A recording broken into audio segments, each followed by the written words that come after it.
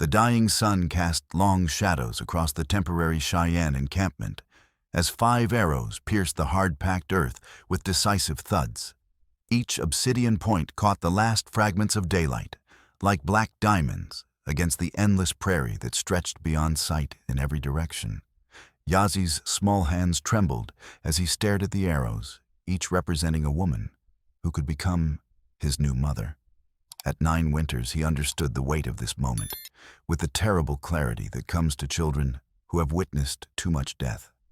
The mission agents would arrive with the next moon, white men who stole native children to break their spirits in distant schools, where the old ways died and identities were buried beneath Christian names and civilized clothes. Winona stood behind the first arrow, her buckskin dress adorned with intricate beadwork that told stories of successful hunts and enemy horses stolen in daring raids. She had counted coup on 3 blue-coat soldiers during the fight at Crow Creek, touching them with her coop stick before they could draw their weapons. Her aim with a bow could drop a running elk at distances that made seasoned warriors shake their heads in admiration. A pony claimed the second arrow, her warrior's posture speaking of strength earned through countless hardships. The scar across her left cheek marked where a grizzly's claw had found its mark when she stood between the beast and her younger sister, fighting with nothing but a skinning knife until help arrived. She had saved 4 children during the ice-breaking crossing at Little Wolf Creek, carrying them to safety when the frozen river began cracking beneath their feet. Tallulah, Wachiwi, and Ayita completed the line, each woman representing not just individual strength, but the collective survival of their people. Each offered Yazi the protection of the ancient customs, the security of tribal acceptance, and a future rooted in Cheyenne traditions that stretched back countless generations. The logical choice was clear as mountain water. Any of these women would provide the boy with everything a child needed to survive in a world that grew more hostile toward his people with each passing season. Marriage to one would bind him tighter to the tribal community, ensure his protection from the government agents, and preserve the bloodlines that connected him to his ancestors. But logic had never governed the heart of a child who had watched his mother die during the bitter winter of deep snows, who had heard her final whispered words through chattering teeth, blue with cold. Find someone who sees your spirit, little warrior, not just the color of your blood. Wakiza stood apart from the circle of expectant faces, his weathered hand resting on the worn wooden stock of his Winchester repeating rifle. The weapon was a 15-shot Henry model, converted to take the newer .44-40 cartridges that were becoming standard among warriors who could afford them.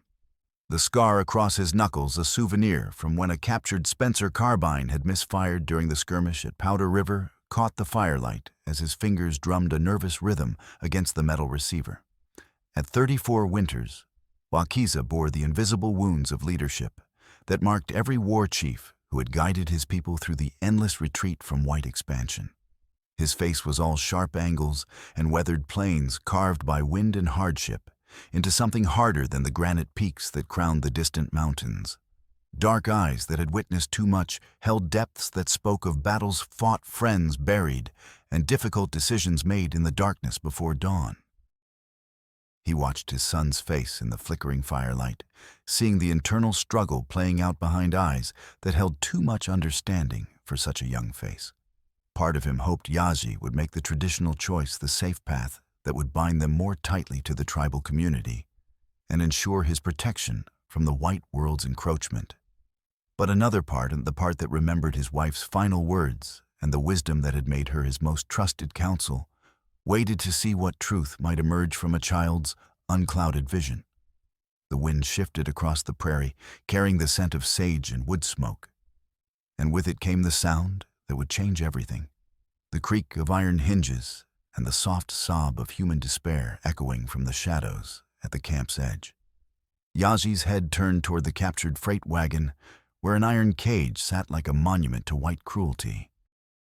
The cage itself was a thing of industrial brutality, thick iron bars riveted together with the kind of precision that spoke of mass production designed not for the transport of livestock, but for human cargo.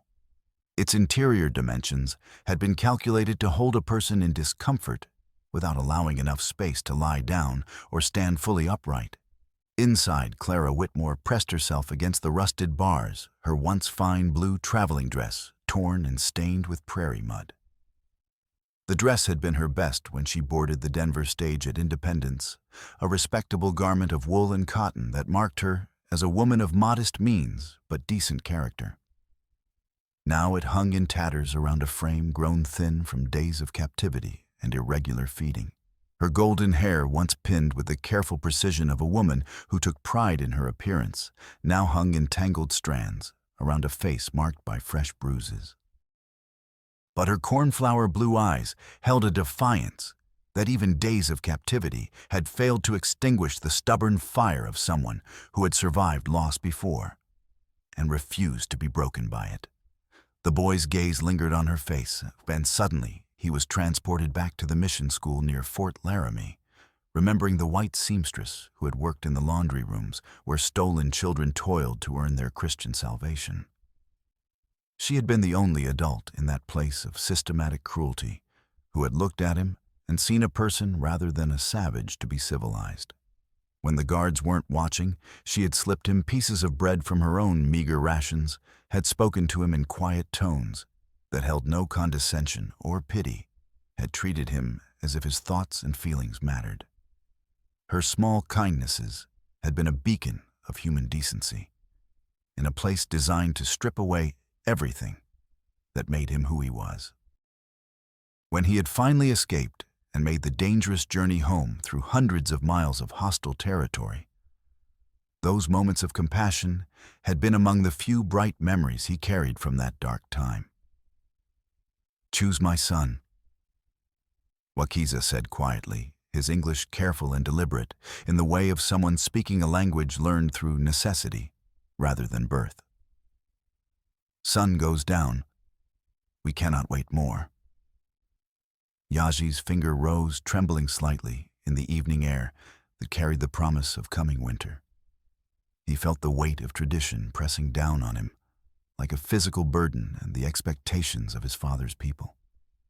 The logical safety of choosing within the tribe, the protection that came from conforming to customs that had sustained the Cheyenne through generations of struggle. But stronger than all of that was the memory of blue eyes that had seen him as worthy of kindness when the rest of the world saw only a savage child to be broken and remade in the white man's image. His finger extended toward a blacksmith-made cage of forged, riveted iron bars with the steady determination of someone who had made a decision that went beyond logic or safety. "Her," he whispered, his voice barely audible above the evening wind that swept across the endless grassland. The reaction was immediate and explosive. Warriors muttered in angry undertones, while the 5 women stepped back from their arrows, confusion and hurt flickering across faces that had prepared themselves for acceptance or rejection according to the boy's choice. Some of the older men reached for weapons, interpreting the decision as either madness or some form of spiritual possession that needed to be corrected with force. Stoneheart pushed forward through the crowd, his lean frame moving with the predatory grace that had made him one of the band's most effective scouts.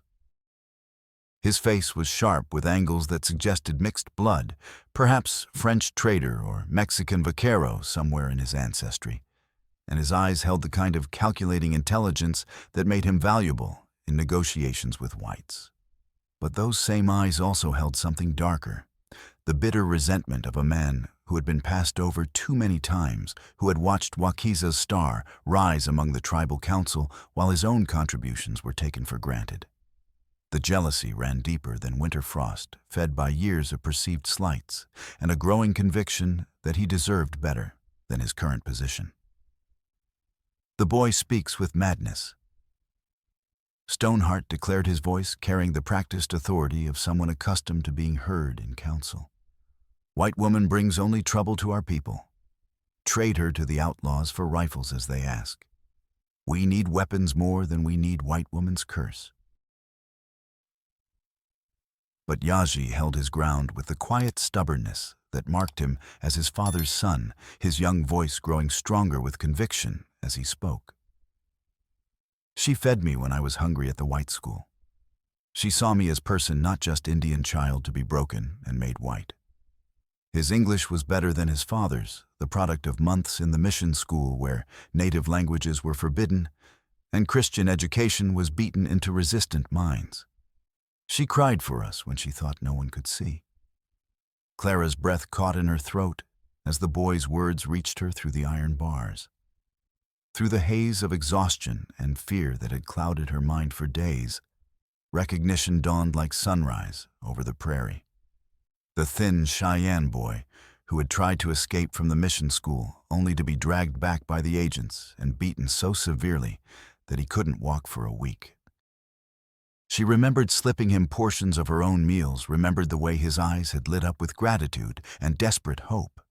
She also remembered the morning she had found him gone from his bed, and the mixture of relief and terror she had felt, knowing he was either free or dead in the wilderness. The agents had searched for days before giving up, writing him off as another casualty of the civilization process that claimed so many native children. Wakiza approached the cage with measured steps, his boots making no sound on the hard ground despite his size.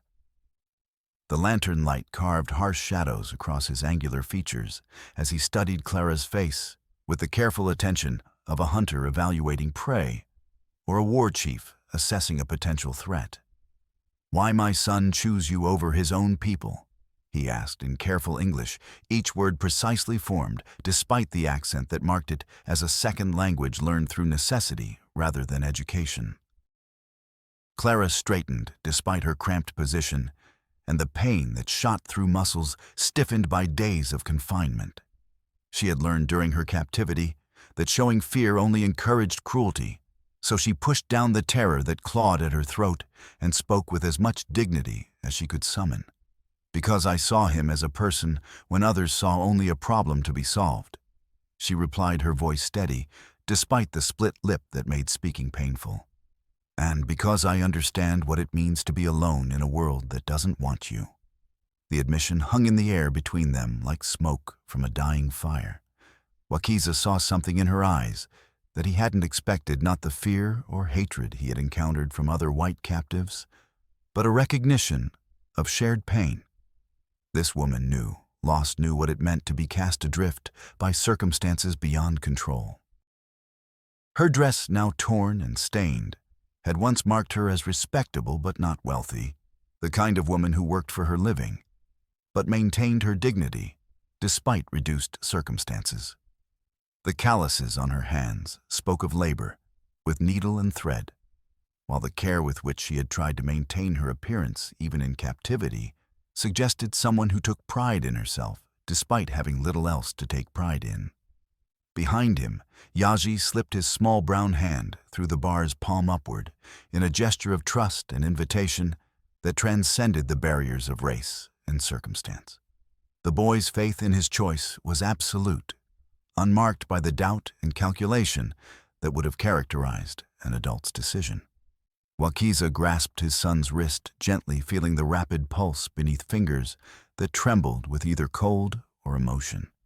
In that touch, he sensed something dangerous: hope. Hope was a luxury they could ill afford in their current circumstances, with winter coming and the army patrols growing more frequent, yet he found himself reluctant to crush it entirely. The sound that interrupted their moment came from multiple directions at once. The thunder of hoofbeats approaching through the gathering darkness, their riders carrying torches that bobbed like malevolent stars against the night sky. "Send out the woman." The voice carried clearly across the prairie, rough with whiskey and the kind of casual violence that marked men who had given up any pretense of civilization. "She belongs to us, and we mean to collect what's ours." Rusty Joe Morrison sat his horse with the easy confidence of a man who had spent more years in the saddle than on foot, his shock of red hair catching the torchlight as he surveyed the Cheyenne camp. The nickname had come from that distinctive hair color, but it could just as easily have referred to the dried blood that seemed to permanently stain his clothes and equipment. Behind him rode 10 other men, a collection of drifters' outlaws and hired guns united by their willingness to do anything for money, and their complete lack of moral scruples. Each carried weapons that spoke of military experience. Springfield rifle muskets from the war converted to take modern cartridges and Colt revolvers in well-worn holsters that suggested frequent use. Their positioning around the camp's perimeter showed tactical awareness that went beyond simple banditry. These were men who had fought organized battles, who understood fields of fire and coordinated movement. The kind of men who could be hired to do jobs that required more than brute force. "You got our property in that cage." Rusty Joe continued his voice, carrying the casual confidence of someone who held all the advantages. "Turn her over peaceful-like, and nobody has to get hurt. Keep her, and we'll take her anyway, along with whatever else catches our fancy." Wakiza's hand tightened on his Winchester as he rapidly assessed their situation with the cold calculation that had kept him alive through 2 decades of warfare. The outlaws had them outnumbered and surrounded with the tactical advantage of mounted mobility against defenders on foot. Their horses were fresh, while his people were tired from weeks of constant movement. A direct confrontation would likely result in casualties the band could not afford, especially with women and children present. But surrender was not an option either. These men were not ordinary raiders looking for horses or supplies. They were part of something larger and more sinister. And Clara represented a piece of that puzzle that Wakiza was only beginning to understand. 2 minutes. Rusty Joe called out, his voice echoing off the surrounding hills. "Then we start shooting, and we don't stop until we get what we came for." The camp erupted into controlled chaos as warriors took defensive positions behind whatever cover they could find. Women gathered children and moved them toward the center of the encampment, while horses were quickly hobbled to prevent them from being scattered by gunfire. The 5 arrows that had represented Yazi's choice were quickly retrieved and knocked to bowstrings held by hands steady with long practice. Wakiza made his decision with the swift certainty that had kept him alive through countless battles against overwhelming odds. His hatchet flashed in the firelight as he severed the chain securing the cage door and the steel blade biting through iron links with the ringing sound of metal on metal. "Down!" he barked at Clara as he draped a buffalo robe over her shoulders, transforming her from a clearly visible target into just another shadow in the darkness. The robe was heavy with the scent of smoke and tallow, marking it as a winter garment that would provide both warmth and concealment. Without waiting for her response, he grabbed both her and Yazi, propelling them toward the tall prairie grass beyond the firelight. Clara stumbled as legs cramped from days of confinement threatened to collapse beneath her, but Wakiza's strong arm supported her weight as they moved. "Wait!" She gasped, her breath coming in short pants as circulation returned to long immobilized limbs. "I can't." "You can," Wakiza said firmly, his accented English carrying absolute conviction. "You must. For boy." Behind them, the 5 women who had been prepared to mother Yazi needed no orders to understand what was required. Arrows sang through the air with deadly precision, their obsidian points seeking targets among the mounted outlaws. Winona's shot took down the lead horse, sending its rider tumbling into the dust where he lay motionless. A pony's arrow found the shoulder of a man trying to circle around the camp's eastern perimeter, his scream of pain and rage echoing across the prairie.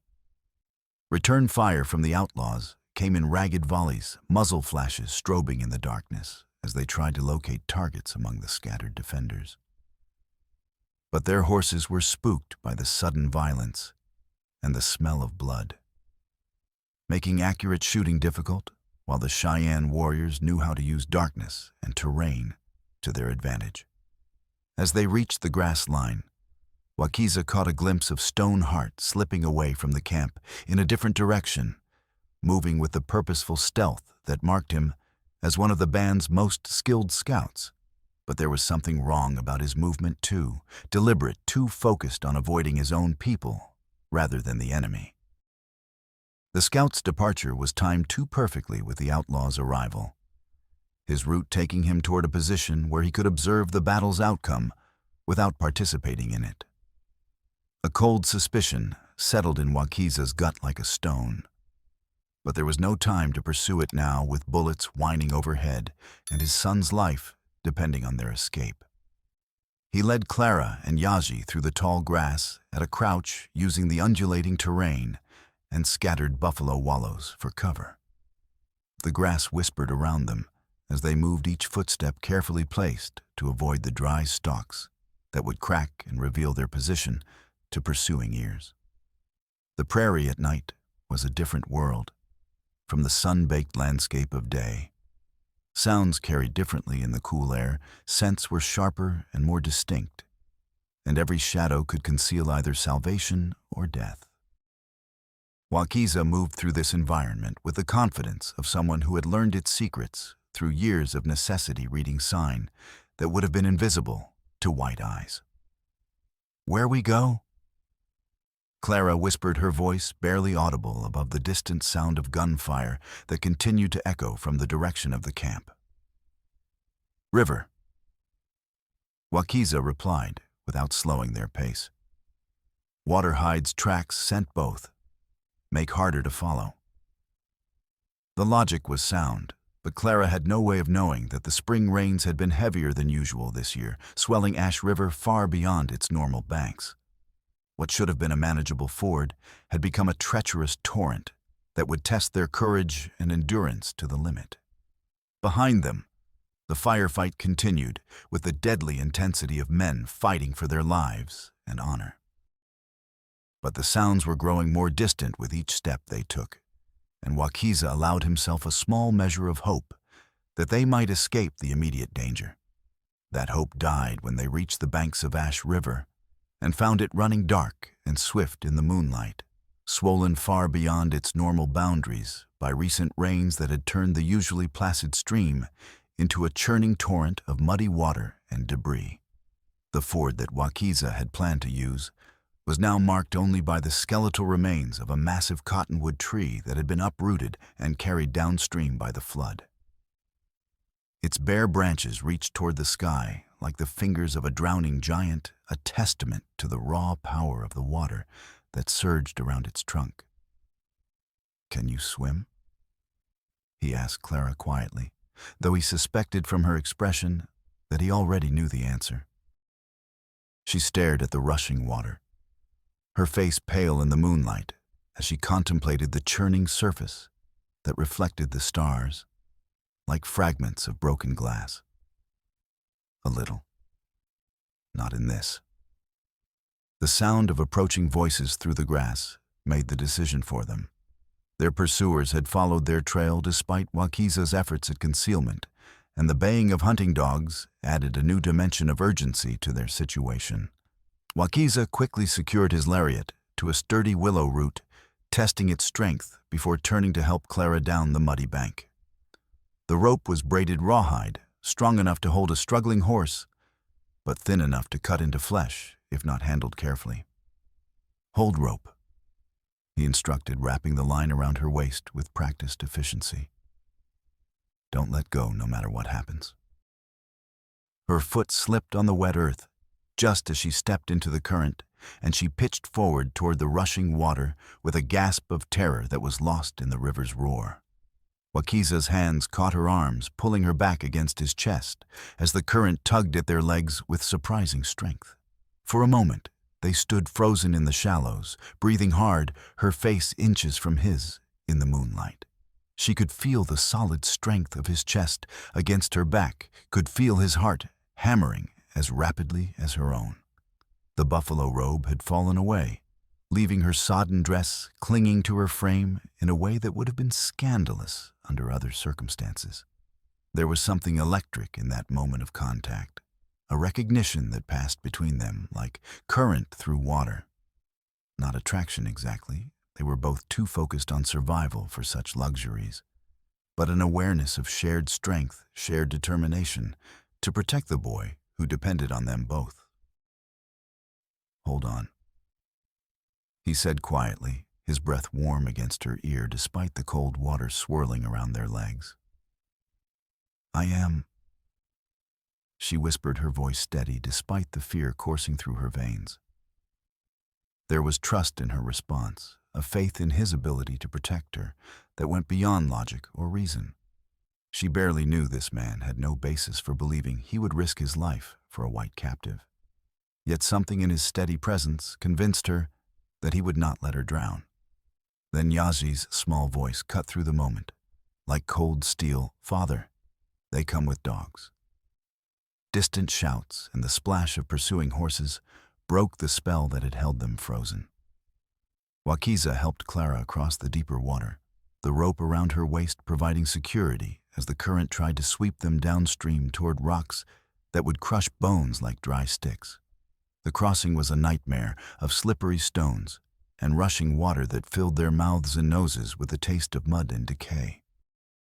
Clara's heavy skirts became waterlogged anchors that dragged at her movements, while Yazi clung to his father's back like a young bear cub, his small arms wrapped tightly around Wakiza's neck. They emerged on the far bank, dripping and shivering but alive.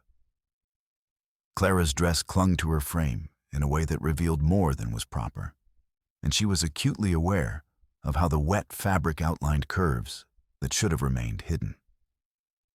But modesty seemed less important than survival when armed men were hunting them through the darkness.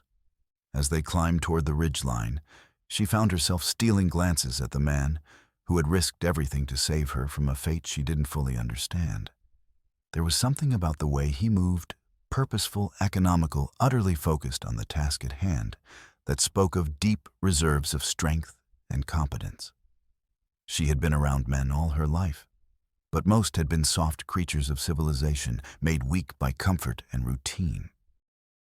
Her late fiancé had been a gentle soul, kind and educated, but she had sometimes wondered how he would fare if stripped of his familiar surroundings and forced to confront real danger. This man was different. This man had been forged by hardship into something harder and more enduring than the steel of the rifle he carried. His strength was not the artificial power that came from wealth or position, but the genuine article earned through years of struggle against forces that would have broken lesser men. They found shelter in an abandoned trapper's dugout built into the side of Echo Canyon, its entrance nearly hidden by wild rose bushes and tumbled rocks. The previous occupant had left behind some basic supplies, a few moth-eaten blankets, some strips of jerked venison that had survived the mice, and a small store of powder and lead that Wakiza added to his own dwindling supply. The dugout itself was a testament to frontier ingenuity, carved directly into the hillside and reinforced with timber that had been shaped by hand tools. It smelled of old smoke and animal fur, the accumulated scents of men who had lived on the edges of civilization, where comfort was a luxury and survival was the only goal that mattered. As dawn painted the eastern sky in shades of gold and crimson, Wakiza knelt beside Clara to examine the cuts and scrapes she had sustained during their river crossing. His touch was gentle but impersonal, the careful attention of someone accustomed to treating wounds in the field where medical supplies were scarce and infection could mean death. Clara watched him work, noting how he checked Yazi's feet for blisters and signs of frostbite before attending to his own injuries. The boy bore the discomforts of their flight without complaint, displaying a stoic endurance that would have been remarkable in an adult, let alone a 9-year-old child. When she took it upon herself to redo the makeshift bandage on a cut on Yazi's arm, making it neater and more secure with strips torn from her already damaged petticoat, the boy looked at her with something approaching trust in his dark eyes. "Why you helped me at white school?" he asked quietly, while Wakiza cleaned his rifle with the methodical precision of someone whose life depended on his weapon's reliability. Clara considered the question, carefully recognizing its importance to the boy who had chosen her against all logic and tradition. Her answer would help determine whether his faith in her was justified or misplaced. "Because you reminded me of myself when I was your age," she said finally, her voice soft with memory. "Trapped in a place where no one saw who you really were." Yazi nodded solemnly, understanding more than a 9-year-old should about the weight of being unwanted, of being seen as a problem to be solved rather than a person to be valued. "I saw you cry sometimes," he said softly, his voice barely audible above the wind that whistled through the canyon. "When you think no one look."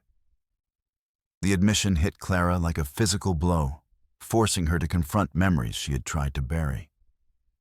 She had thought she had hidden her despair so well during those brief weeks at the mission. School had maintained her composure, even when the agent spoke of the native children as if they were livestock to be trained rather than human beings to be educated. But children saw things that adults missed, noticed details that revealed the truth beneath carefully maintained facades. Yazi had seen through her professional calm. To the heartbreak beneath, had recognized a kindred spirit trapped in circumstances beyond her control. "I was sad for all of you," she admitted, her voice thick with emotion she had suppressed for months. What they were doing, it wasn't right. It wasn't Christian, no matter what they called it. "That's why I choose you," Yaji said with a simple wisdom that sometimes comes from those too young to understand why adults make things so complicated. "I know you protect me because you see me worth protecting."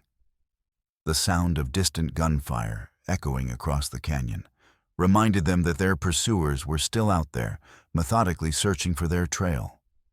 With the patience of men who knew the country and understood that their quarry had limited options for escape. But for this moment in this place, they had found something precious, a fragile bubble of safety in a hostile world, and the beginning of trust between 3 people who had every reason to distrust each other. It wouldn't last long, but it was enough to plant the seeds of something that might, given time and care, grow into something stronger than the forces arrayed against them. In Willow Springs, the news of the attack on the Denver stage had spread through the small community, like wildfire carried by traders and travelers who spoke in hushed tones of massacre and captivity. The town itself was a collection of wooden buildings clustered around a single dirt street, the kind of settlement that sprang up wherever there was enough water and level ground to support a few dozen families trying to carve civilization out of the wilderness.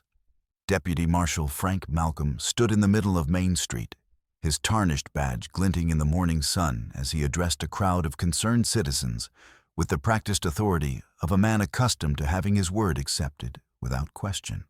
At 43, Malcolm possessed the soft look of someone who had grown comfortable with the privileges of office, his once lean frame now padded with the extra flesh that came from regular meals and a sedentary lifestyle. "Hostile Indians attacked the Denver stage yesterday morning," he announced, his voice carrying the weight of official truth. "Killed the driver, and guard burned the coach and made off with a female passenger. We're organizing a posse to track them down and bring her back before they disappear into the territories where we can't follow." Dr. Edwin Hartwell pushed through the crowd, his medical bag clutched in one weathered hand. At 52, he had seen enough of frontier life to recognize the signs of official deception, and something about Malcolm's version of events didn't sit right with his scientific mind. Edwin had served as a field surgeon during the Indian Wars before settling in Willow Springs, and he knew the difference between genuine raid patterns and the kind of staged violence that was becoming increasingly common as various interests competed for control of territorial resources. "What about survivors from the stage?" Edwin asked, his voice carrying the authority that came from being the only doctor within 100 miles. "Were there any wounded who need medical attention?" Malcolm's eyes narrowed slightly at tell that the doctor filed away for future reference. No survivors, Doc. The savages were thorough in their work. Our priority now is rescuing the captive before they sell her to the Mexicans, or worse. But Beatrice Morgan, the town's schoolteacher, had been conducting her own investigation into the circumstances surrounding the attack. At 38, she possessed the kind of methodical intelligence that came from years of organizing information and spotting patterns that others missed. Her small schoolhouse served children from both the town and the surrounding farms, giving her access to information that flowed through the community like water through a sieve. Her careful questioning of witnesses had revealed several troubling inconsistencies in the official story. The stagecoach had been found completely burned, yet the fire pattern suggested the use of coal oil or other accelerants, rather than the random destruction typical of an Indian raid. The horses had been shot rather than stolen, which made no sense if the attackers had been native warriors looking for mounts and supplies that were always in short supply.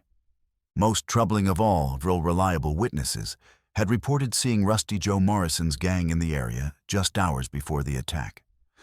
But Malcolm had dismissed these reports as unreliable gossip from people whose loyalties were questionable. Beatrice had spent the past 2 years documenting the mysterious disappearances of Native American children from various bands across the territory, maintaining careful records that revealed a pattern too consistent to be coincidental. Her ledgers showed a systematic process of boys and girls being taken by Indian agents under the guise of education, only to vanish into a network that she was only beginning to understand.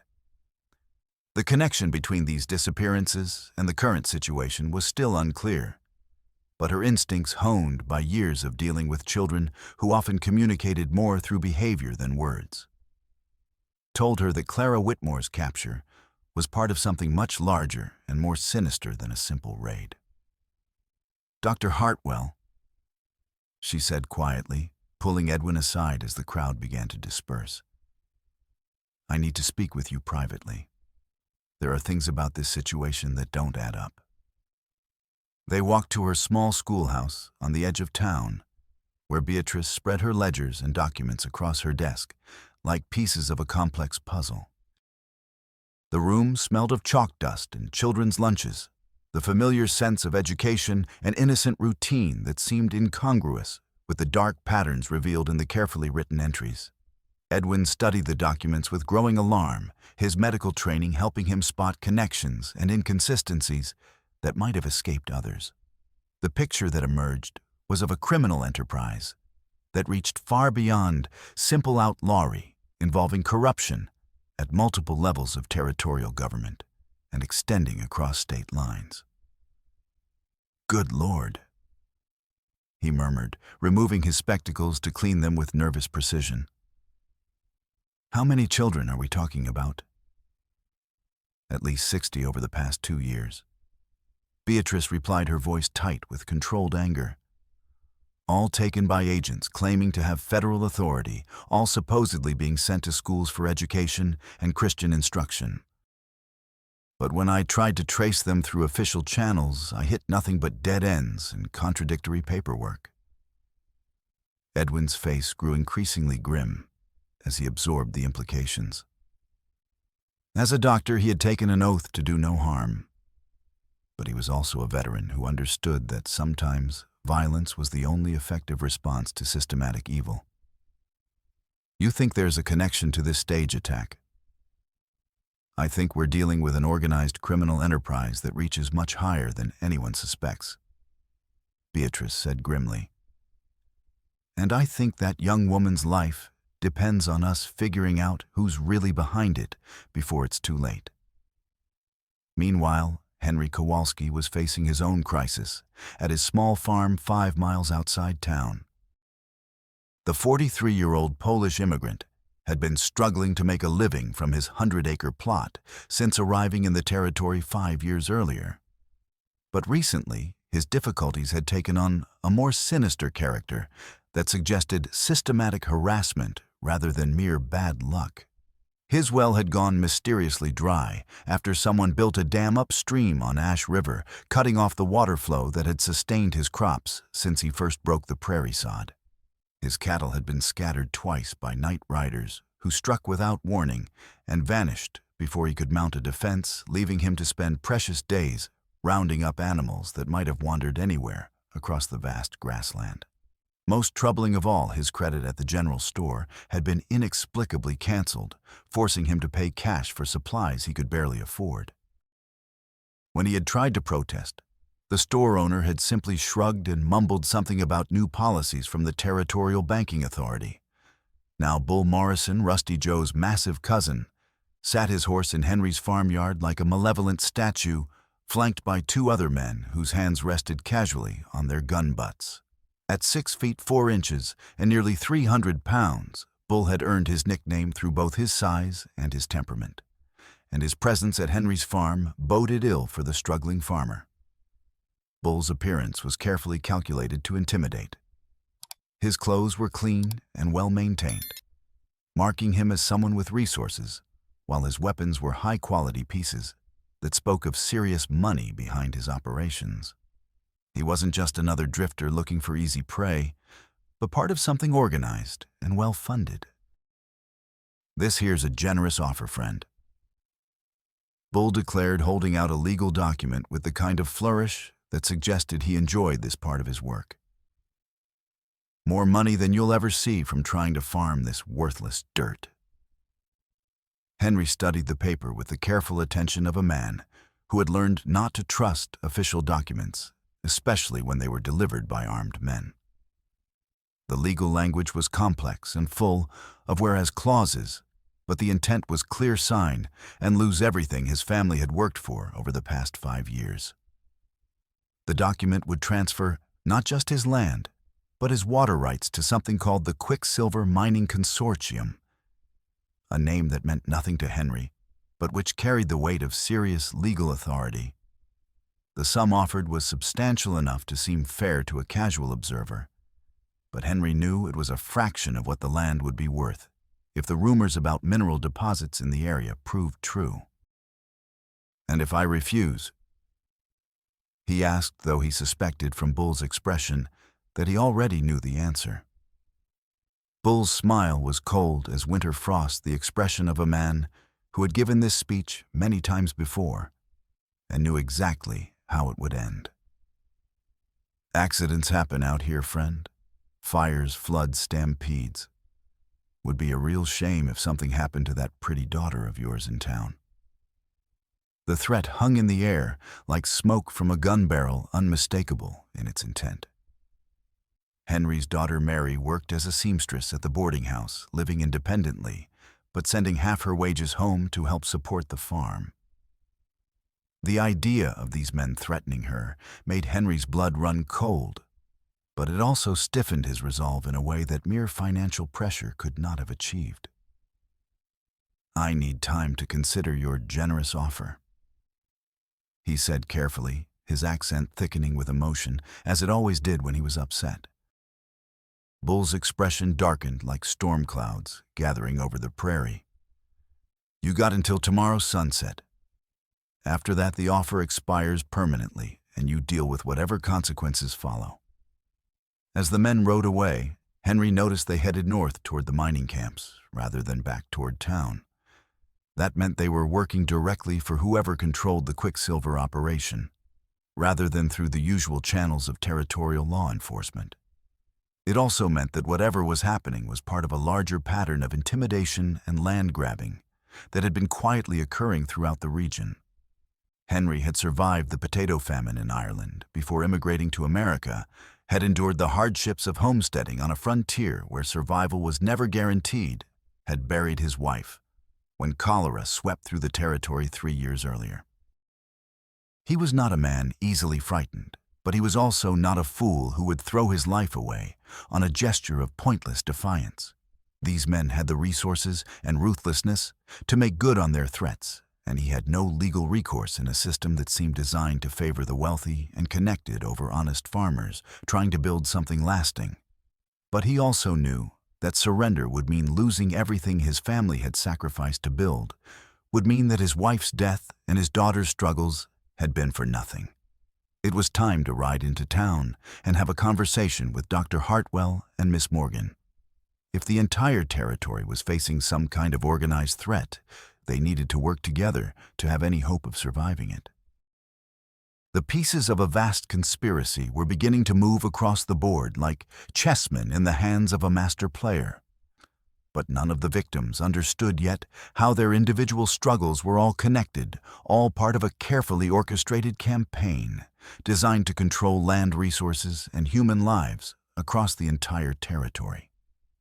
At the center of it all sat Victor Hackett in his well-appointed office above the Quicksilver mine, studying maps and ledgers, with the cold calculation of a man who viewed human beings as just another form of commodity to be bought, sold, and exploited for maximum profit. Soon, very soon, all the pieces would come together in a confrontation that would determine not just the fate of Clara Whitmore and the small band of Cheyenne who had protected her, but the future of justice itself in a land where law too often served only those with the money and influence to purchase it. The chase began in earnest when the sun was high enough to cast short shadows, and the sound of tracking hounds echoing across the broken country between the canyon and the town announced that their pursuers had acquired professional help. Wakiza recognized the distinctive baying. Immediately, these were not ordinary farm dogs pressed into service, but trained hunting animals bred and raised for tracking human prey across miles of difficult terrain. The hounds belonged to a man called Tracker Bill, a half-breed Cherokee who had sold his services to the highest bidder ever since the army had branded him a deserter during the Indian Wars. Bill's reputation for finding fugitives was matched only by his complete lack of moral scruples about what happened to them once he delivered them to his employers. "They have dogs now," Wakiza said quietly, checking his rifle for the third time in an hour. "That changes everything."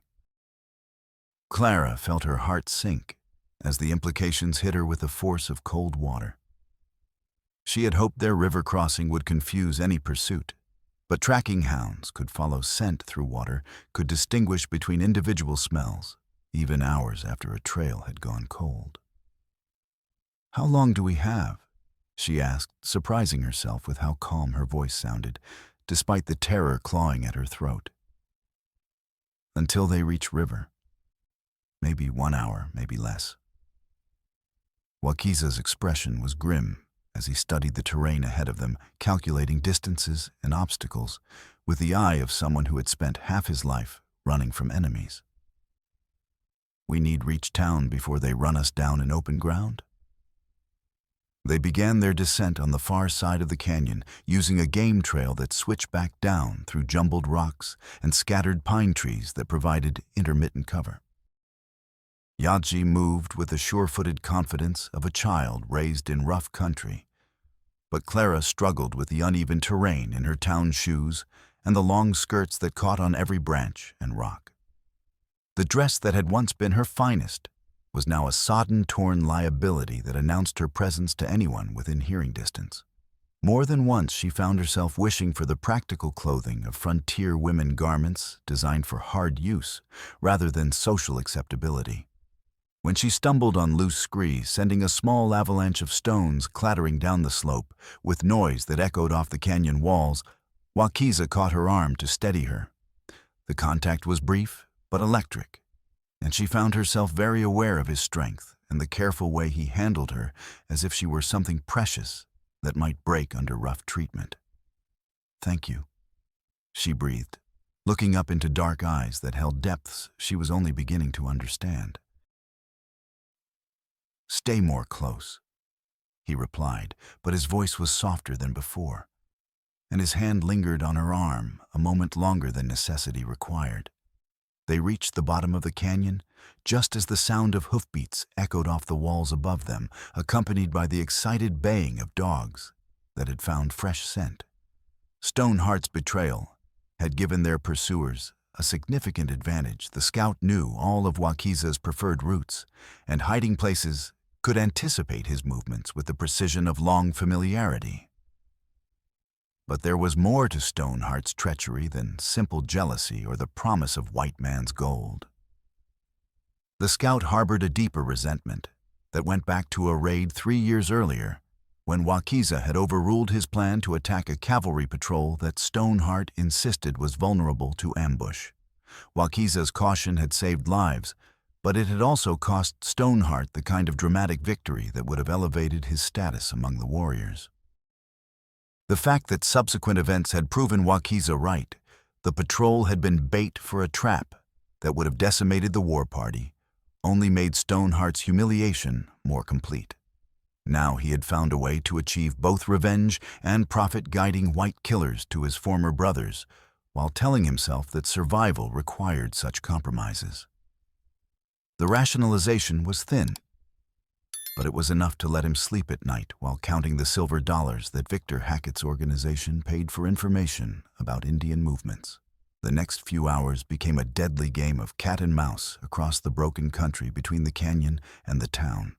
Wakiza used every trick he had learned in 2 decades of warfare. False trails, creek beds that hid their tracks, rocky ground that showed no footprints, but their pursuers were persistent, well-mounted, and guided by someone who knew his tactics intimately. The terrain worked both for and against them. The broken country provided cover and concealment, but it also channeled their movement into predictable routes that could be watched and guarded. Every ridgeline might hide an ambush, every narrow passage could become a trap. At Ash River, they found the water running even higher than before, fed by storm runoff from the mountains that had turned the normally manageable stream into a raging torrent of muddy water and debris. The ford that Wakiza had planned to use was now completely impassable, marked by the wreckage of a freight wagon that had tried to cross at the wrong time. "We have to go upstream," he said, studying the churning water with growing concern. "Find narrow place to cross." But even as he spoke, they could hear their pursuers closing in from behind.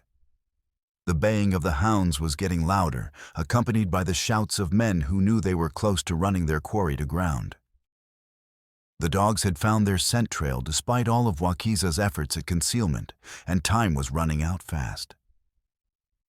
"There," Clara said suddenly, pointing to a massive cottonwood log that had wedged itself between 2 boulders about 50 yards upstream. "Could we use that as a bridge?" Wakiza studied the improvised crossing with the eye of someone who had crossed many dangerous rivers in his lifetime. The log looked solid enough to support their weight, but the current rushing beneath it was treacherous, and one slip would mean certain death in the churning water below. "Dangerous," he said finally, his English becoming more clipped as stress affected his command of the language. "More dangerous than staying here?" Clara asked, glancing back toward the sound of approaching horses that grew louder with each passing minute. Yaji settled the question by starting toward the log, without waiting for adult debate, his young legs carrying him across the rocky bank, with the fearlessness that came from not fully understanding the consequences of failure. "I can make it," he called back over his shoulder, his voice barely audible above the roar of the water. "I've crossed worse than this." The crossing was a nightmare of slippery bark and roiling water that reached up with foam-flecked fingers to drag them down into the depths. Yaji made it safely, his light weight and natural agility serving him well on the treacherous surface. But when Clara's turn came, her sodden skirts and unfamiliarity with such crossings nearly proved her undoing. Halfway across, her foot slipped on bark made slick by spray and moss, and she felt herself pitching toward the roiling water below. For a terrifying moment, she hung suspended over the torrent, held only by her desperate grip on the log's rough surface that tore at her palms like sandpaper. Then, Wakiza was there, moving across the log with impossible speed and balance, his strong arm encircling her waist as he hauled her back from the brink. They completed the crossing pressed together, sharing balance and strength as the log swayed beneath their combined weight. When they finally reached the far bank, They were both breathing hard, pressed against each other in the shallows, where the current had deposited them among smooth stones worn round by countless years of flood and drought. Clara could feel the hard muscle of his chest against her back, could feel his heart hammering as rapidly as her own. The moment stretched between them, charged with something deeper than mere survival. There was an awareness there, a recognition of the courage and strength each had shown for the other's sake. But before it could develop, further rifle shots began chipping bark from the trees around them, and they scrambled for cover in the willows that lined the riverbank. As they caught their breath in the shelter of the drooping branches, Clara found herself studying Wakiza's profile in the dappled sunlight that filtered through the leaves. His face was all strong lines and sharp angles marked by weather and hardship, but not defeated by it. There was something compelling about his quiet competence and the way he met each challenge without drama or complaint. "Why are you helping me?" she asked quietly, voicing the question that had been troubling her since the moment he cut her free from the cage. He was silent for a long moment, methodically checking his rifle for water damage with movements that spoke of long practice. When he finally spoke, his words were measured and careful, each one chosen with precision. "My son chose you. That means something to our people. Cannot ignore the Spirit's will. But what do you think? Not the Spirit's, not your son. You." He looked at her, then really looked at her, and she saw something shift in his expression, like clouds moving across the sun. "I think you stronger than you know," he said slowly. "And I think my son sees things that men with too many winters miss." Before she could respond, Yaji called out softly from his position, watching their back trail. "Father, they cross upstream. 6 men, maybe more. Dogs come fast." The chase resumed immediately, but something had changed between Clara and Wakiza during those moments in the willows. A connection had been forged, fragile but real, based on shared danger and mutual respect. She no longer saw him as just her captor turned protector, but as a man worthy of admiration in his own right. And he had begun to see her not just as his son's inexplicable choice, but as a woman whose courage and determination matched his own. The realization brought its own dangers. In a world where survival depended on clear thinking and decisive action, emotional complications could prove fatal.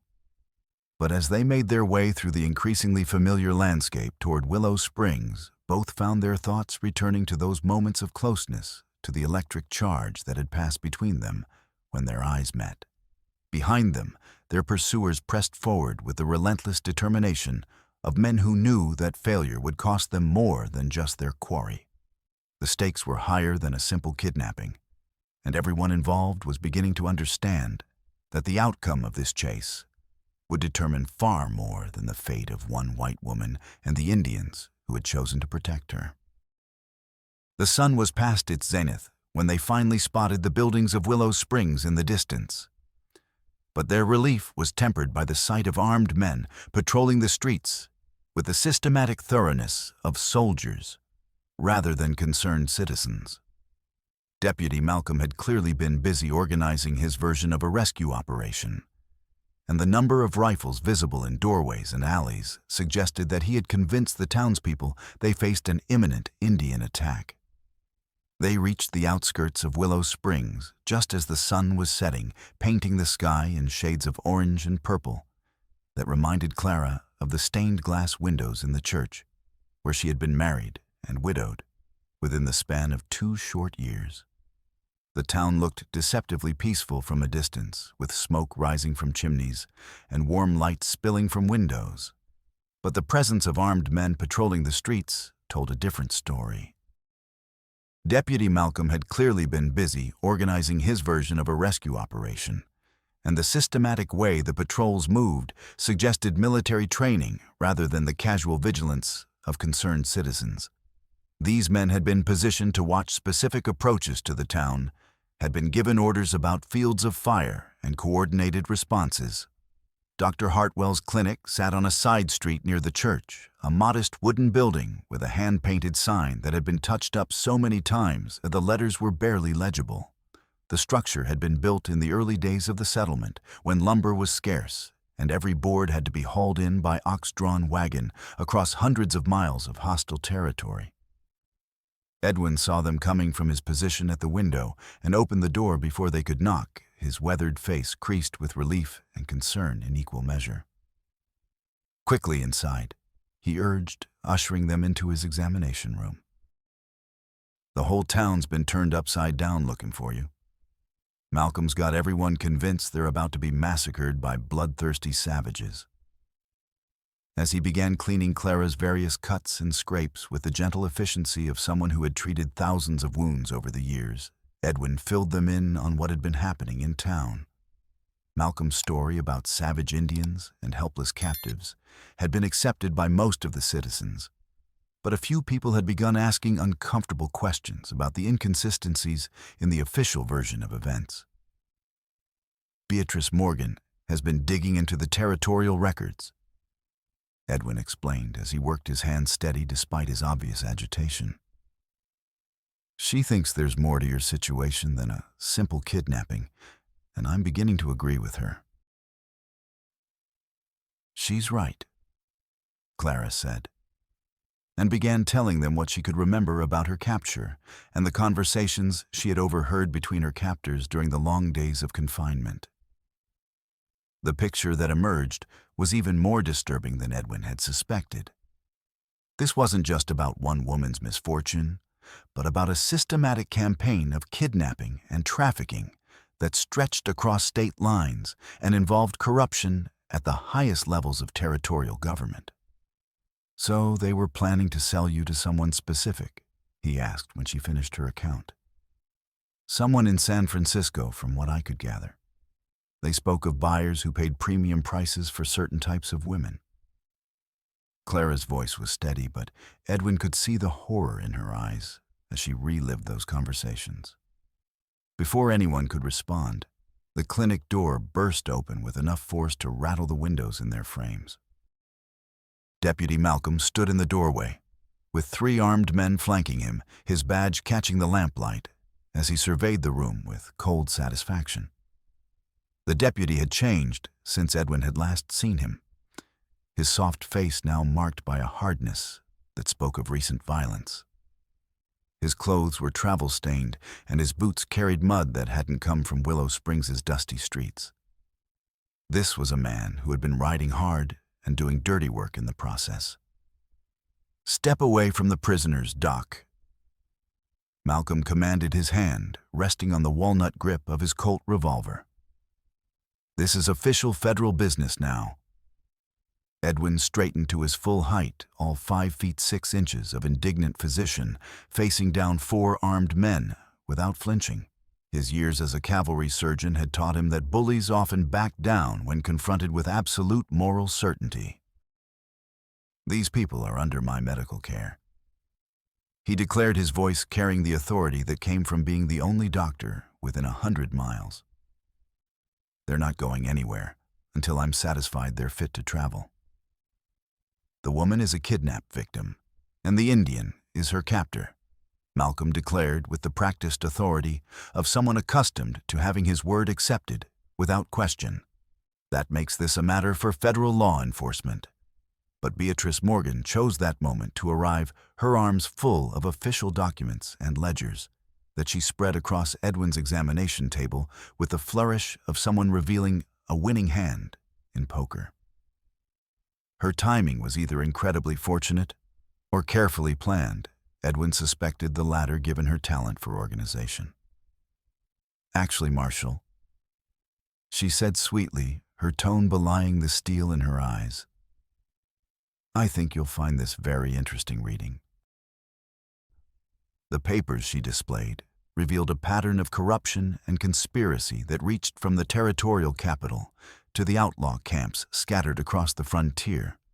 Names, dates, and financial transactions painted a clear picture of an organization that trafficked in human misery for profit, with connections that extended far beyond what anyone had suspected. Malcolm's face went pale as he scanned the documents, recognizing several names that should have remained buried in confidential files. His hand moved closer to his weapon, but stopped when he realized that killing everyone in the room would only make the evidence more damning. "Where did you get these?" he asked, his voice tight with the kind of fear that comes from seeing one's carefully constructed world beginning to collapse. "The territorial archives are public records, Marshal," Beatrice replied with a smile sharp as a freshly honed blade. "Amazing what you can find when you know what questions to ask and which clerks remember favors." The standoff stretched taut as a bowstring with Malcolm's men fingering their weapons, while Edwin and Beatrice stood their ground with nothing but moral authority and carefully documented evidence. The balance could have tipped toward violence at any moment, but Henry Kowalski chose that instant to appear in the doorway. The Polish farmer held his old army Springfield with the easy familiarity of someone who had carried it through 3 years of frontier warfare, and his weathered face bore the grim determination of a man who had finally decided to make a stand. Behind him stood 2 other farmers, whose land had been threatened by the same systematic campaign of intimidation. "Afternoon, Marshal," Henry said conversationally, though his eyes never left Malcolm's gun hand. "Funny thing happened today. Some men came by my farm, made me an offer I supposedly couldn't refuse. Except, I did refuse it, and now I'm wondering why federal law enforcement is so interested in private business transactions." Malcolm's hand moved toward his pistol but stopped when he realized he was outnumbered and outgunned by men who had military experience and nothing left to lose. More townspeople were gathering in the street outside, drawn by the commotion and the rumors that had been circulating about corruption in the territorial government.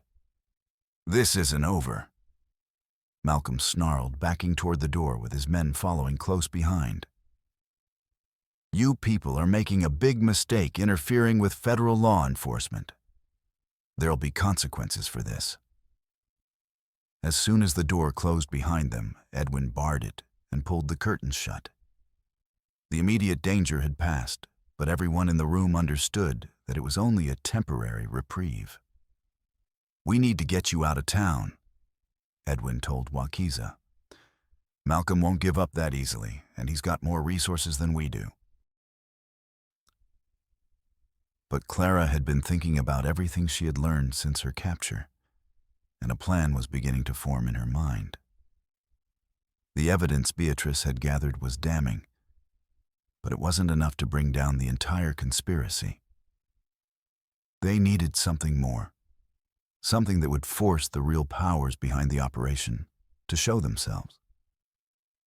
"Maybe running isn't the answer," she said slowly, her voice growing stronger with conviction. "Maybe it's time to expose this whole operation once and for all." She looked around the room, at the faces watching her, Edwin's concerned, Beatrice's intrigued, Henry's skeptical, and Wakiza's carefully neutral. Only Yaji seemed completely confident in her, nodding encouragingly from his corner, where he sat cleaning his father's rifle with the methodical precision of someone who had been taught that their life might depend on the weapon's reliability. The ledgers Beatrice found show some names, but the real leaders are hidden behind company names and false identities. Clara continued, her plan taking shape as she spoke.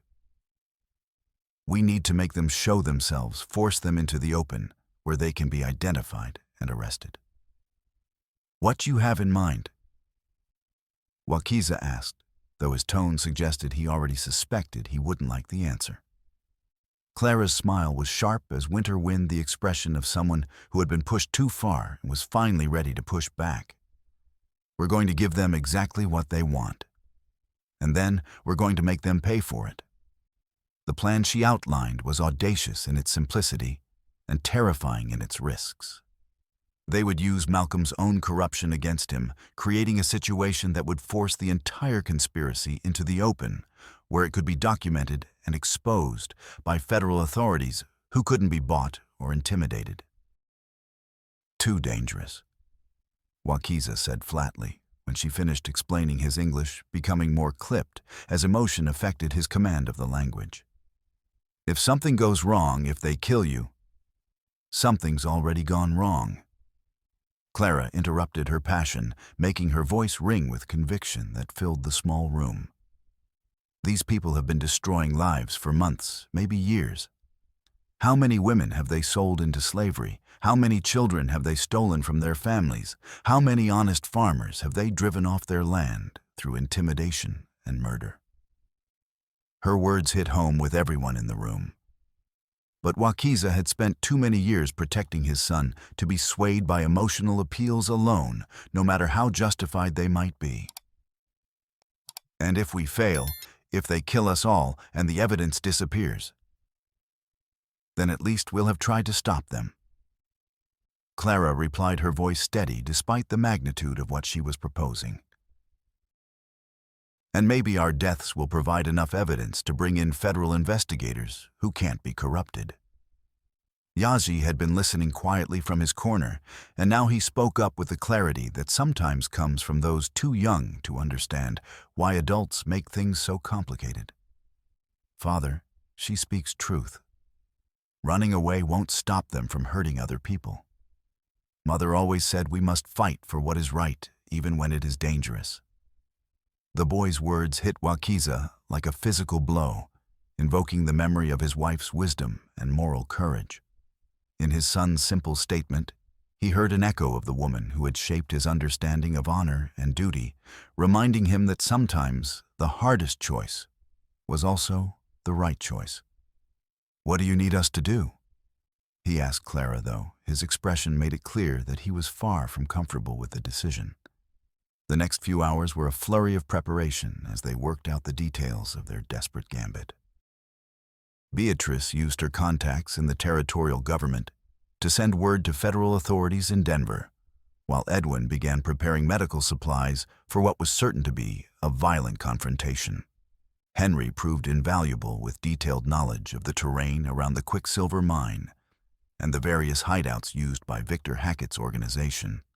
His farm's location had made him an unwilling observer of their operations, and his insights into their routines and security measures filled in crucial gaps in their understanding.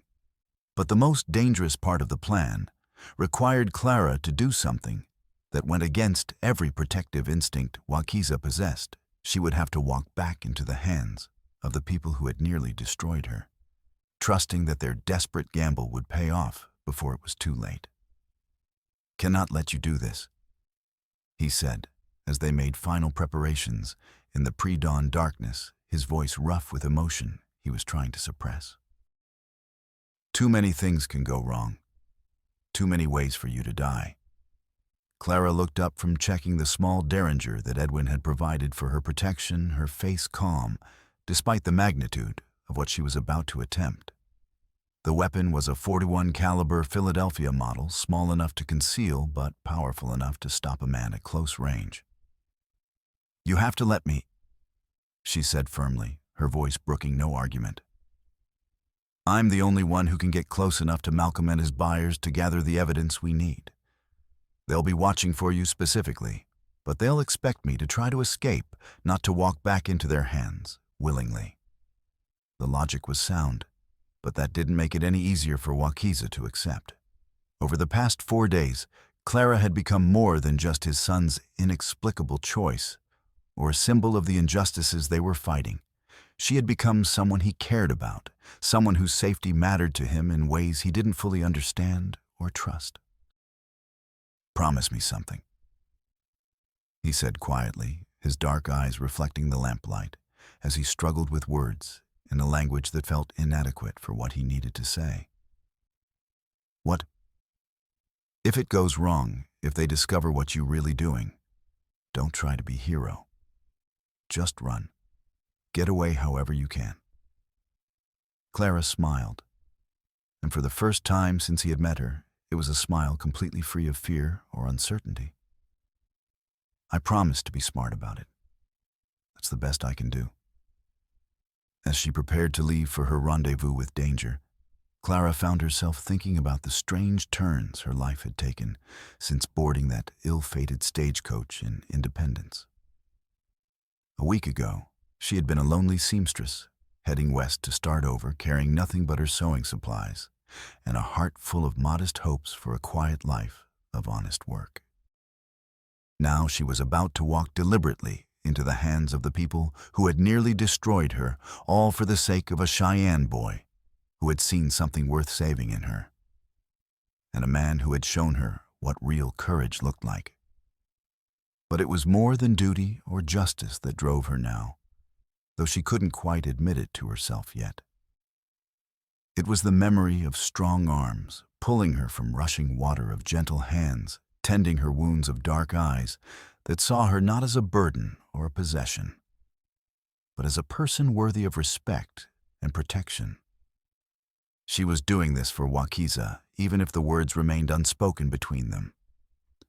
The Quicksilver mine sat in a natural bowl surrounded by low hills, its collection of ramshackle buildings huddled together like conspirators plotting in the darkness.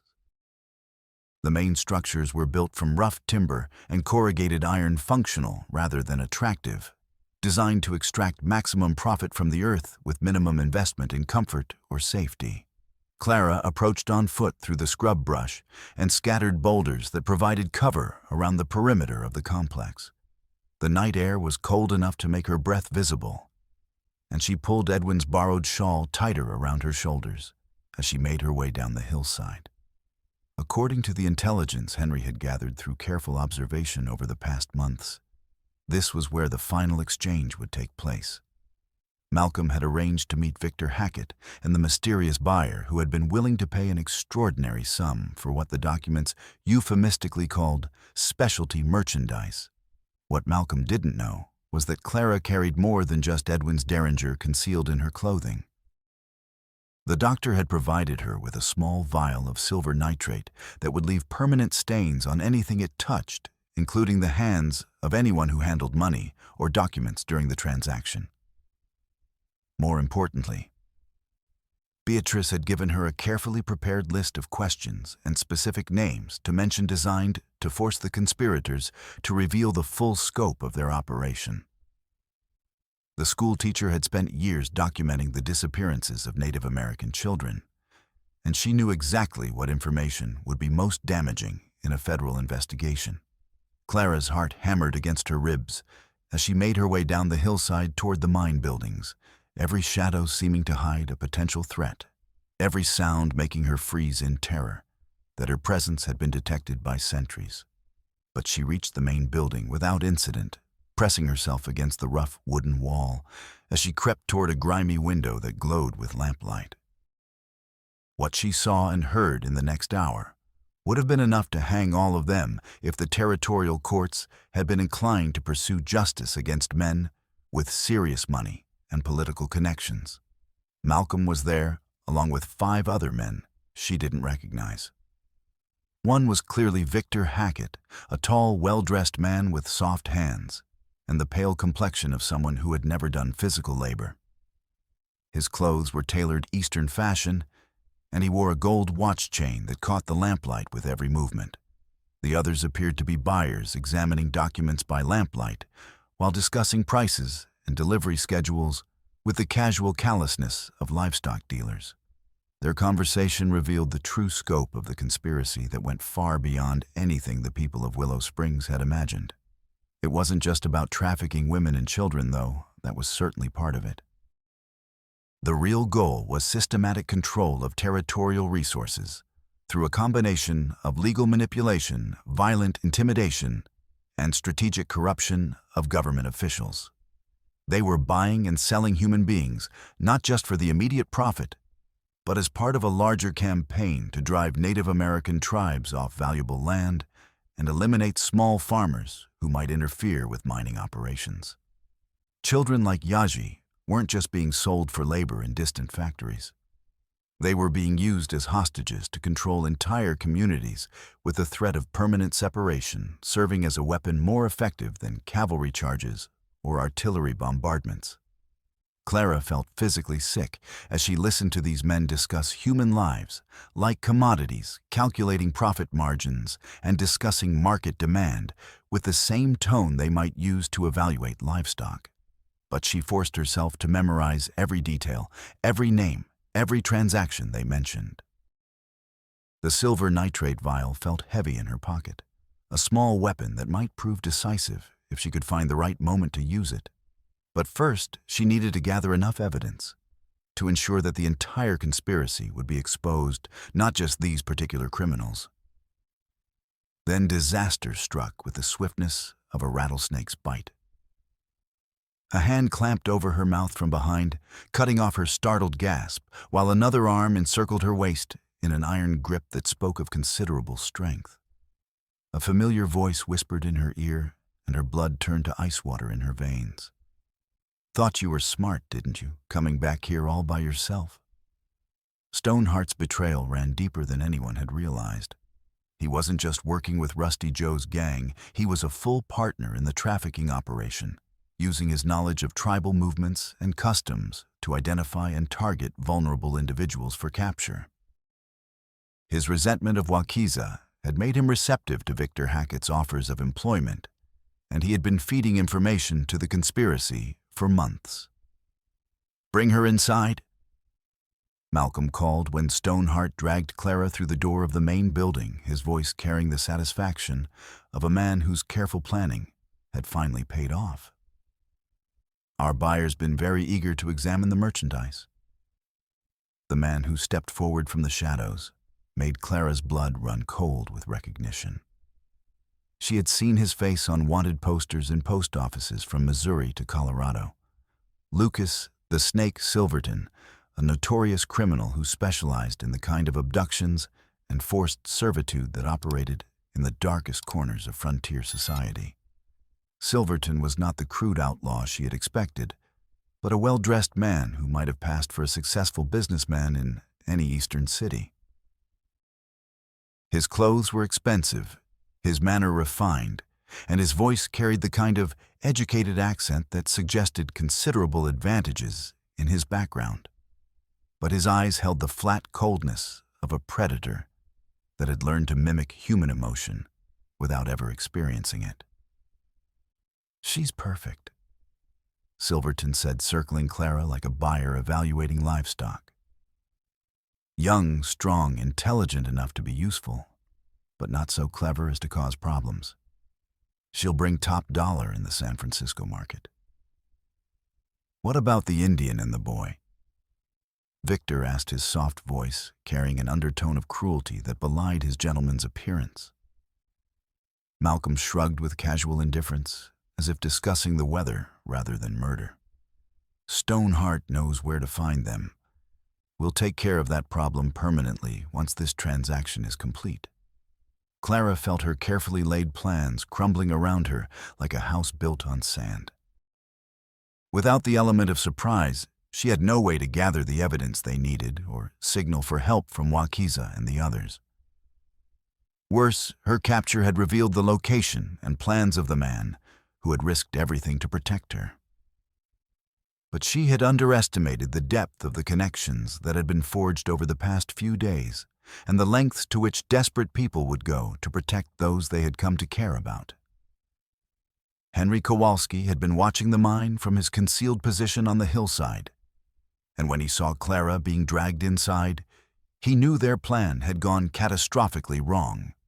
Without hesitation, he began making his way down toward the buildings, his old Springfield ready, and his face set with the grim determination of a man who had finally found something worth dying for.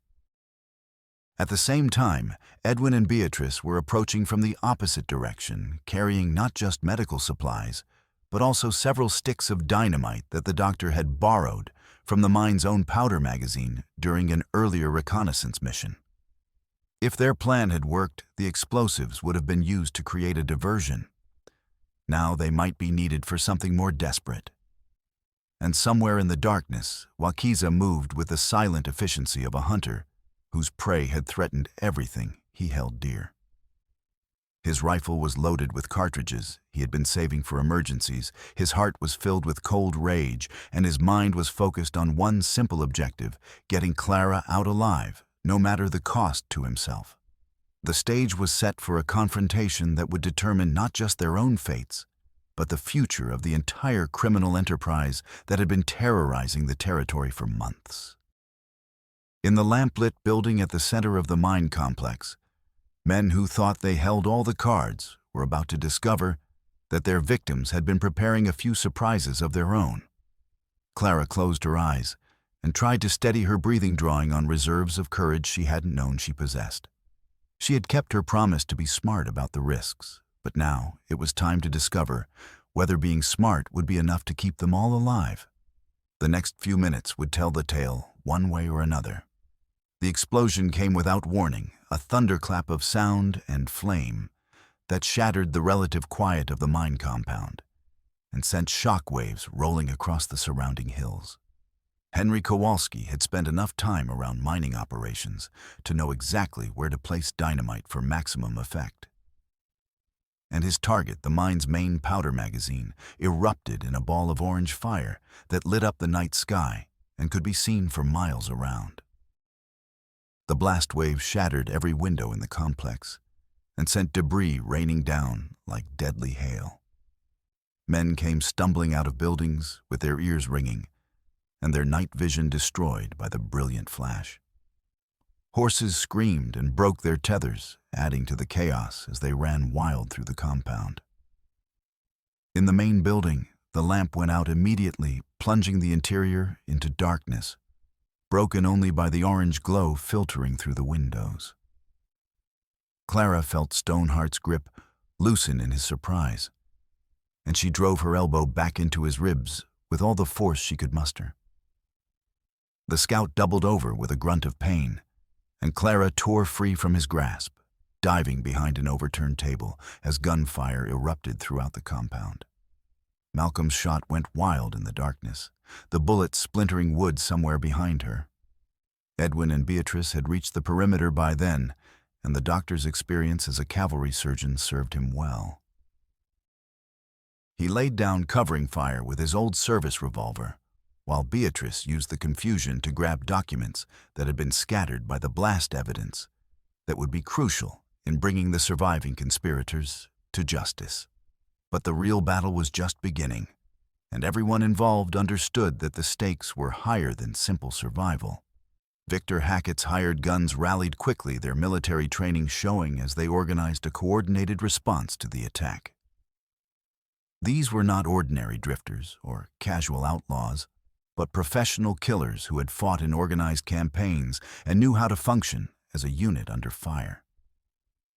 They began converging on the main building from multiple directions using covering fire and coordinated movement to close the distance while minimizing their exposure to defensive fire. Their superior numbers and knowledge of the terrain should have given them an overwhelming advantage. But they were facing opponents who were fighting for something more valuable than money or territory. Wakiza moved through the compound like a force of nature, his Winchester speaking with deadly accuracy as he picked his targets with the careful precision of a hunter. Each shot was deliberate and economical, designed to conserve ammunition while maximizing effect.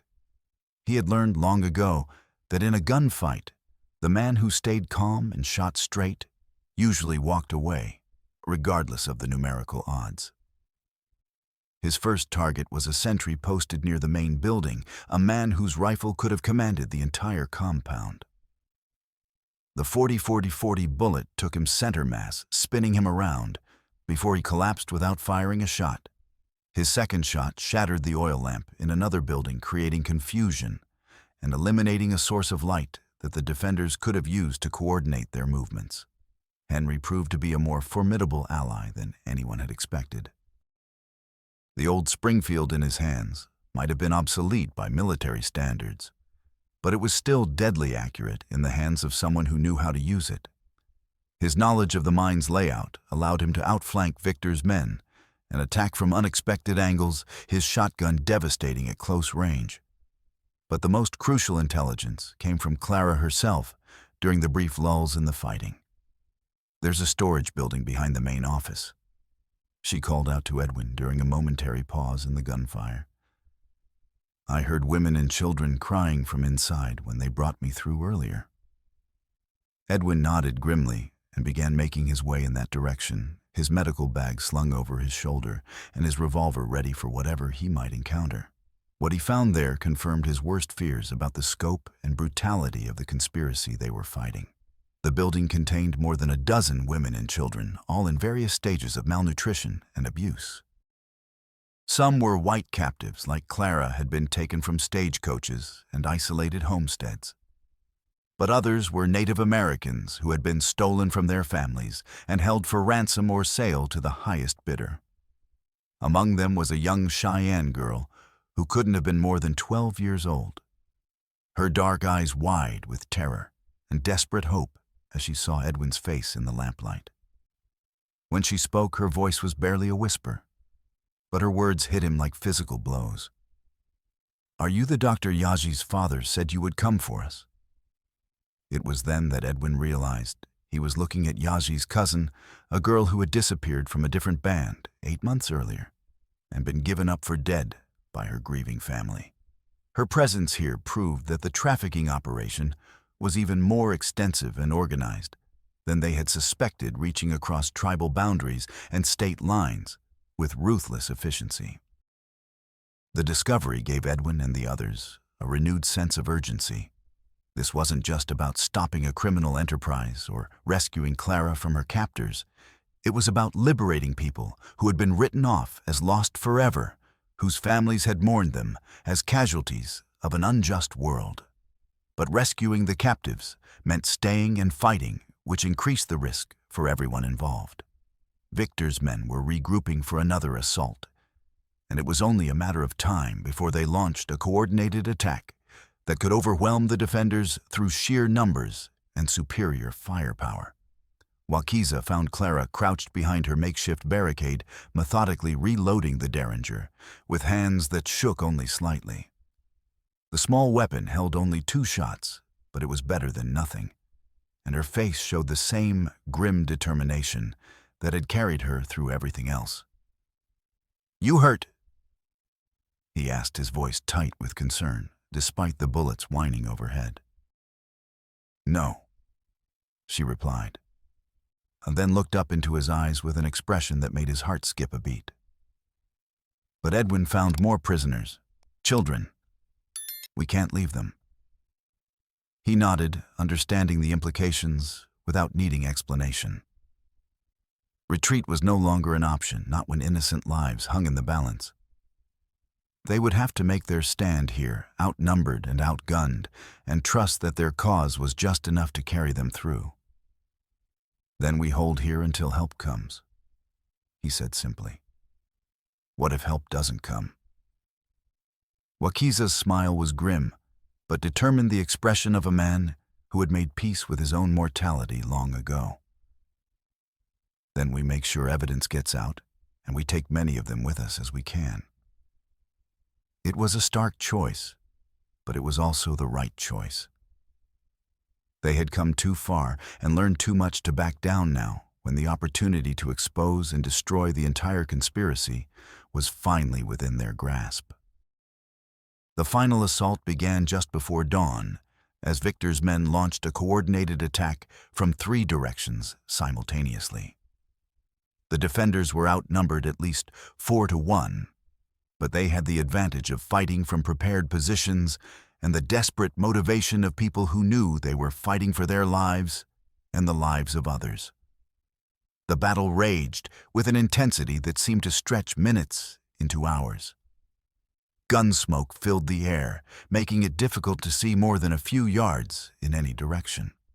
The acrid smell of gunpowder mixed with the metallic scent of blood and the bitter smoke from burning buildings that had been set ablaze by muzzle flashes and overturned lamps. Clara found herself pressed back to back with Wakiza behind their overturned table, both of them firing methodically at muzzle flashes in the smoke. She could feel the solid warmth of his shoulders against hers, could hear his steady breathing even in the midst of chaos, and drew strength from his unshakable calm. "Whatever happens," she said during a brief pause to reload her voice, barely audible above the gunfire, "I want you to know I'm glad Yazi chose me. I'm glad I met you both." "Don't talk like that," he interrupted, his voice gentle but firm. "We get through this. All of us have to believe that." But even as he spoke the words with conviction, Wakiza could see that their ammunition was running dangerously low, and their position was becoming increasingly untenable. Victor's men were closing in from all sides, like the jaws of a trap, and it was only a matter of time before they were overwhelmed by superior numbers and firepower. The end seemed certain when Stoneheart appeared at the window behind them, his rifle aimed at Wakiza's back. Clara saw him first and threw herself sideways, her small body colliding with Wakiza's, just as the scout's weapon discharged. The bullet that should have killed Wakiza tore through Clara's shoulder, instead spinning her around and sending her crashing into the wall. She slid to the floor, her dress darkening with blood, while Wakiza's anguished cry cut through the battle noise like a knife. Stoneheart was working the lever of his rifle for a second shot when Yazi appeared behind him like a vengeful spirit. The boy had followed his father despite orders to stay with Edwin, and now he drove his skinning knife deep between the scout's shoulder blades. Stoneheart arched his back in agony, dropping his rifle as he tried to reach the blade. He staggered forward and collapsed over the windowsill, his betrayal finally earning its reward. But Clara was dying blood, flowing from the wound faster than Wakiza could stop it with his hands. Her face was pale as moonlight, and her breathing was becoming shallow and rapid. "Should have run," she whispered, her voice barely audible. "Promised you I'd be smart." "You were smart," he said fiercely, pressing his hands against the wound. "You saved us all." Edwin. The situation seemed hopeless, a lost cause that would end with their deaths and the continued suffering of countless innocent victims. But then, just when defeat seemed certain, the clear notes of a cavalry bugle cut through the dawn air like a sword through silk. Federal Marshal James Morrison and a full troop of 30 cavalry soldiers came thundering into the compound with their carbines blazing and their voices raised in the traditional cavalry charge that had broken enemy lines from Gettysburg to the Little Bighorn. Beatrice's message had reached Denver after all, and the federal authorities had responded with overwhelming force. The tide of battle turned in a matter of minutes. Victor's men, caught between the defenders in the buildings and the cavalry assault from outside, found themselves trapped in a deadly crossfire with no hope of escape. Most threw down their weapons and surrendered rather than face annihilation, while the few who tried to fight were quickly overwhelmed by superior numbers and training. Victor Hackett himself attempted to escape through a hidden tunnel that connected the main building to the mine shaft, but Henry Kowalski had been watching and waiting. The confrontation in the tunnel was brief but decisive. Victor's fancy pistol was no match for Henry's practical shotgun at close range. Malcolm made it as far as the creek before a cavalry patrol ran him down, his desperate flight ending when his horse stumbled in the rocky streambed. His last words were curses and threats, but they carried no weight now that his criminal empire was crumbling around him. When the smoke finally cleared and the last shots had been fired, the full scope of the victory became apparent. 18 of Victor's men were dead, and another 12 were wounded and captured, their weapons confiscated, and their criminal enterprise permanently dismantled. Most importantly, 23 women and children were freed from captivity, including Yazi's cousin and several other Native Americans who had been given up for dead by their families. The joy of those reunions provided a counterpoint to the violence that had preceded them, reminding everyone involved of what they had been fighting for. But the cost had been significant. Clara lay unconscious in Edwin's arms, her life hanging by a thread that could snap at any moment. The bullet had done significant damage, and blood loss was becoming critical despite the doctor's best efforts. "Can you save her?" Wakiza asked, his voice rough with emotion he could no longer suppress. Edwin looked up from his patient, his face grave, but not without hope. The bullet missed the major vessels, but she's lost a lot of blood. The next few hours will tell. As federal marshals rounded up the surviving criminals and began the complex process of documenting their crimes, Wakiza sat beside Clara's makeshift bed, holding her hand and willing her to live through sheer force of determination.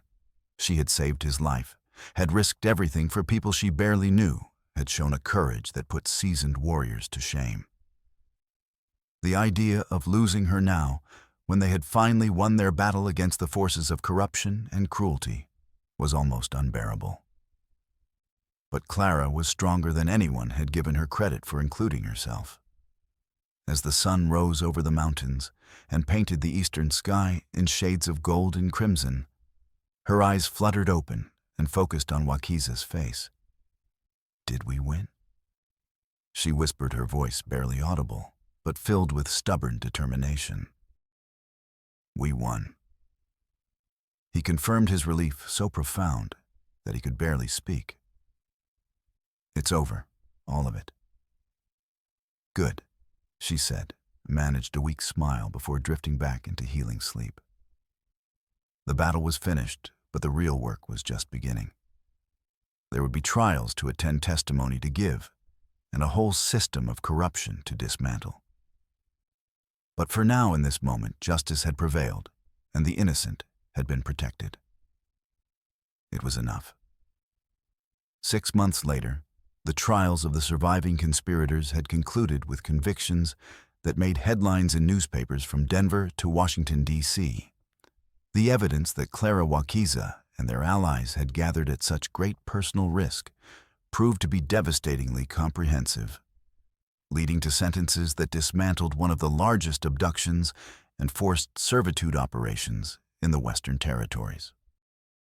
Lucas the Snake Silverton received a life sentence in the federal penitentiary at the Territorial Penitentiary, though many editorials argued that he deserved far worse for his crimes against humanity. The corrupt Indian agents who had facilitated the kidnapping and sale of Native American children were stripped of their positions and faced their own criminal charges, and their names becoming synonymous with the kind of official cruelty that reform movements were fighting to eliminate.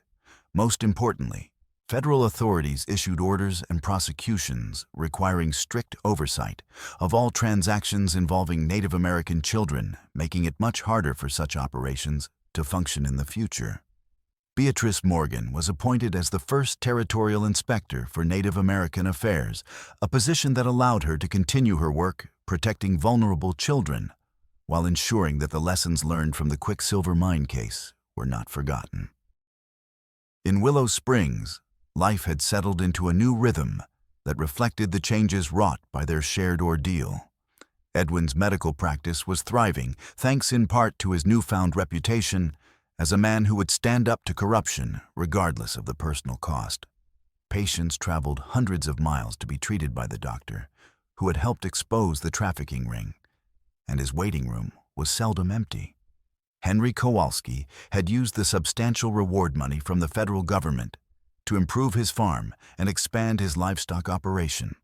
The dam that had threatened his water supply had been ordered removed as part of the restitution settlement, and his crops were flourishing for the first time since he had arrived in the territory. His daughter Mary had returned from town to help manage the expanded operation, and the farm was becoming one of the most prosperous in the region. But the most significant changes had occurred in the lives of Wakiza, Clara, and Yazi, whose unlikely family had become something none of them had expected when a frightened boy pointed at an iron cage in the firelight.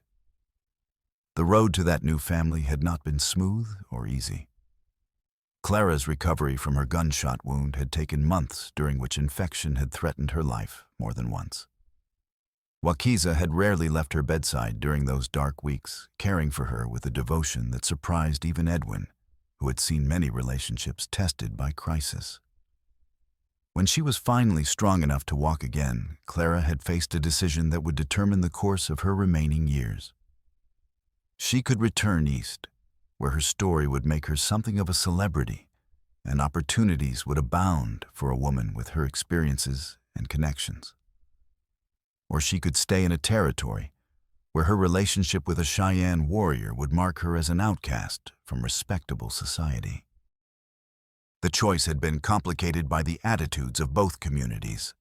Many whites viewed her association with Wakiza as evidence of moral corruption, whispering that her captivity had broken something essential in her character. Some Cheyenne, meanwhile, saw her as a symbol of white encroachment, a reminder that their traditional ways were being eroded by contact with an alien culture. But there were also voices of support from unexpected quarters. The families of the children they had rescued spoke eloquently about Clara's courage and sacrifice. Federal officials praised her willingness to risk her life for justice. Even some of the town's leading citizens had come to respect her strength and moral conviction. Yaji had been the most important voice in those discussions, his simple wisdom cutting through the complicated rationalizations that adults used to justify their prejudices. "She chose to save us when she could have run away," he had said during one particularly heated council meeting. "That makes her family no matter what color her skin is." The boy had flourished under Clara's patient guidance, showing remarkable progress in both traditional skills and formal education. She had established a small school that served children from multiple communities, teaching them to read and write while respecting their cultural heritage. The territorial government had approved the innovative program as part of their broader effort to rebuild trust with the tribes. Wakiza had found work as a scout and investigator for the Territorial Marshal Service, using his skills to track down other criminal operations throughout the region. His reputation for integrity and competence had grown quickly among federal law enforcement, and he was frequently requested for assignments that required cultural knowledge and diplomatic skills. But the most significant change had been personal rather than professional, a transformation that had grown slowly from the seeds of mutual respect and shared danger. The relationship between Clara and Wakiza had deepened gradually over the months following their ordeal, built on a foundation of trust and understanding that had been forged in the crucible of life-and-death situations. It wasn't the passionate, overwhelming love of romantic novels, but something steadier and more enduring, a partnership built on genuine affection, shared values, and the kind of deep compatibility that comes from having faced the worst together and emerged stronger. They had married in a ceremony that honored both of their traditions, with Edwin officiating and Beatrice serving as Clara's witness. The wedding had been a study in cultural adaptation, with elements from both Christian and Cheyenne customs woven together into something unique and meaningful. Clara wore a dress of her own, making simple white cotton adorned with beadwork that told the story of their shared trials. Wakiza dressed in traditional buckskins, decorated with symbols that represented protection, courage, and the joining of two paths into one. Yaji stood proudly beside his father, throughout the proceedings no longer the confused and frightened boy who had pointed at a cage, but a confident young man who understood that love could transcend the artificial boundaries that divided people. The ceremony itself had been attended by an unusual mix of guests: Cheyenne warriors, white townspeople, federal marshals, and several of the women and children they had rescued from the trafficking operation. It was a gathering that would have been unthinkable under normal circumstances, but which seemed perfectly natural given everything they had been through together. But acceptance had not come easily or universally. There were still those in both communities who viewed their union with suspicion or outright hostility. Clara had lost friends who could not accept her choice, while Wakiza had faced criticism from some traditional elements within his own people. The newlyweds had dealt with these challenges by focusing on their work and their family, proving through their actions that their relationship was based on genuine commitment rather than temporary passion or political convenience. Clara's school had become a symbol of cross-cultural cooperation, while Wakiza's success as a federal investigator had earned respect from both white officials and tribal leaders. Now, as Clara stood in the doorway of their modest home watching Wakiza teach Yaji to handle a rifle with patient precision, she reflected on the strange journey that had brought her to this moment. She had come west looking for a new beginning, carrying nothing but her sewing supplies and modest hopes for a quiet life of honest work. Instead, she had found herself at the center of a criminal conspiracy that stretched across state lines, had faced death multiple times, and had emerged from the ordeal with something far more valuable than she had ever dared to hope. For a family forged not by blood or social convention, but by choice and commitment. "Are you happy?" Yaji asked her that evening as they sat together reviewing his lessons, a question that had become their evening ritual. Clara considered the question with the seriousness it deserved. Happiness seemed too simple a word for what she felt. It was more like contentment mixed with purpose, the deep satisfaction that comes from knowing you are exactly where you belong, doing exactly what you were meant to do. "Yes," she said finally, her voice warm with conviction. "I am very happy." "Good," Yaji said with the matter-of-fact wisdom that marked him as unusual even among children who had grown up too fast. "I told Father you would be perfect for us, even before I really knew you." "How did you know that when you chose me?" Clara asked, genuinely curious about the thought processes that had led a 9-year-old boy to make such a momentous decision.